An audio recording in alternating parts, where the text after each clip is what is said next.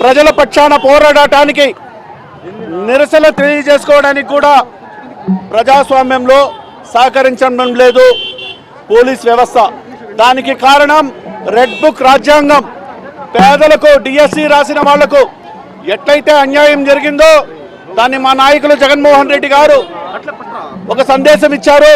ఆ సందేశానుసారం మేమందరం ఈరోజు ప్రశాంత వాతావరణంలో ఒక నిరసన తెలియజేయడానికి వస్తే ఈరోజు ఆ నిరసన కార్యక్రమాన్ని అడ్డగించి పోలీసు వాళ్ళు దౌర్జన్యం చేసి ఈరోజు అందరినీ కూడా అరెస్టు చేయడం జరిగింది.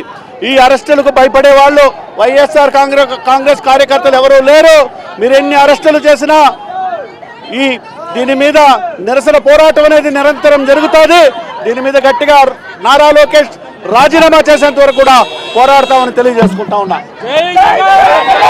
కారణం రెడ్ బుక్ రాజ్యాంగం. పేదలకు డిఎస్సి రాసిన వాళ్లకు ఎట్లయితే అన్యాయం జరిగిందో దాన్ని మా నాయకులు జగన్మోహన్ రెడ్డి గారు ఒక సందేశం ఇచ్చారు. ఆ సందేశానుసారం మేమందరం ఈరోజు ప్రశాంత వాతావరణంలో ఒక నిరసన తెలియజేయడానికి వస్తే ఈరోజు ఆ నిరసన కార్యక్రమాన్ని అడ్డగించి పోలీసు వాళ్ళు దౌర్జన్యం చేసి ఈరోజు అందరినీ కూడా అరెస్టు చేయడం జరిగింది. ఈ అరెస్టులకు భయపడే వాళ్ళు వైఎస్ఆర్ కాంగ్రెస్ కార్యకర్తలు ఎవరూ లేరు. మీరు ఎన్ని అరెస్టులు చేసినా దీని మీద నిరసన పోరాటం అనేది నిరంతరం జరుగుతుంది.